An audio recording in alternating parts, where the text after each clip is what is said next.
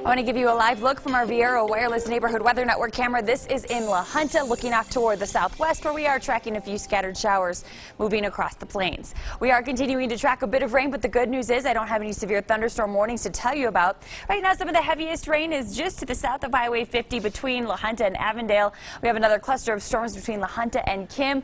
This line of storms looks to be traveling off toward the north and northeast. We have another area of heavy rain near Lyman. These showers are sliding off toward the east, right along the I-70 corridor. We are going to keep an eye on those as they could produce some very small hail. We're getting quite a bit of lightning out near Ellicott and some more rain along the El Paso Pueblo line. These storms continuing to push off toward the east. Notice, though, around Colorado Springs looking pretty quiet, which is good news for the Fan Fest this evening. Want to get a little nerdy with you for a quick second. See that green line that keeps sliding off toward the southeast? That's an outflow boundary. Basically, think of it as a mini cold front caused by rain-cooled air coming out of the bottom of these thunderstorms. As that moves overhead, you'll notice some pretty significant temperature drops. So we'll keep an eye on that as well. Skycast showing that the storms we have out there right now, they are going to stick with us here through the evening. By midnight, may still have an isolated storm up along the Front Range, but then everything calms down as we head into your early Saturday morning. Tomorrow morning, though, partly cloudy skies are expected, and one of the reasons why is we have a cold front that's going to slide through. The cold front will kick up the wind early Saturday morning and will keep the clouds around through the afternoon. Your Saturday will be a little on the cooler side, and then temperatures will cool down even further as showers and thunderstorms once again redevelop right around 4 o'clock for the eastern mountains. Those storms will slide across the I-25 corridor through the evening, so if you do have outdoor plans tomorrow afternoon and evening, just make sure that you have a way to get inside in case one of those thunderstorms moves overhead. Sunday morning, we'll have plenty of sunshine before another round of spotty showers and thunderstorms develops Sunday afternoon. So if you do have outdoor plans, again, just make sure that you are staying ahead of the storms, and we'll help you do that here on KRDO News Channel 13.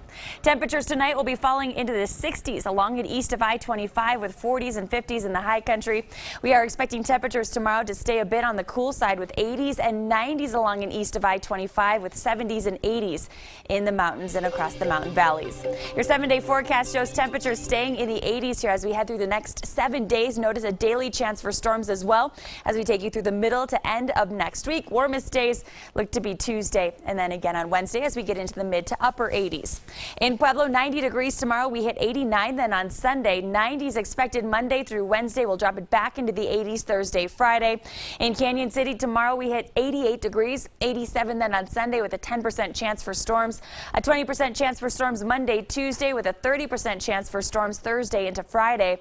And in Teller County, 75 degrees will be your high temperature tomorrow. For those of you anxiously awaiting the hill climb, 74 degrees will be your high temperature on Sunday. However, there is that chance for afternoon thunderstorms on Sunday, which could mean a delay in the race itself. So if you are heading to the race, here are the conditions that you can expect. You know the drill. It's going to be cool in the morning. 39 degrees, that's it by 8 o'clock in the morning at the summit. 47 degrees by lunchtime. We'll eventually make our way into the low 50s, but just as we hit that 50-degree mark, temperatures will drop as those thunderstorms move overhead. We do have the potential for heavy rain and hail, but those are not the biggest concerns. Obviously, up on top of the peak, lightning is going to be the biggest issue that we will be watching out for. I will be in on Sunday, of course, tracking those storms closely, keeping you and you, Bart, ahead of the storms. If you don't win the lottery. If I win the lottery, all bets are off and you're on your